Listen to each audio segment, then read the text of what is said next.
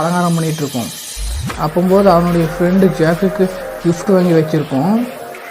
அவன் ஃப்ரெண்டு பனி அதிகமாக பெய்கிற காரணத்தை வரல, நேரமாகும். என்னாச்சு நம்ம ஃப்ரெண்டு வர்றதுக்கு இவ்வளோ நேரமாச்சுன்னு தெரிலன்னு யோசிக்கும். அதுக்கப்புறம் அங்கே இருக்கிற காக்ரோச்சஸ் கூட பார்ட்டி கொண்டாட ஆரம்பிக்கும். என்ஜாய் பண்ணி சாப்பாட்டை வெறுத்துக்கிட்டும் பார்ட்டி முடிந்த பிறகு காக்ரோச்சஸ் ஓஜிக்கு ஒரு கிஃப்ட்டு கொடுக்கும். அந்த கிஃப்ட்டை பார்த்தா காஞ்சி போன மீன் எலும்பு, நல்லா தின்ன ஆப்பிள் போல் எல்லாம் இருக்கும். அதை பார்த்தா ஓஜி சந்தோஷப்படும். அப்போது ஓஜி காக்ரோச்சஸ்க்கு அவனுடைய ஃப்ரெண்டு கொடுக்க வேண்டிய கிஃப்ட்டை எடுத்து கொடுப்போம். பாருங்கள், அப்போது ஒரு தக்லீஃப் நடக்கும். அது என்ன தக்லீஃப் வாங்க பார்க்கலாம்.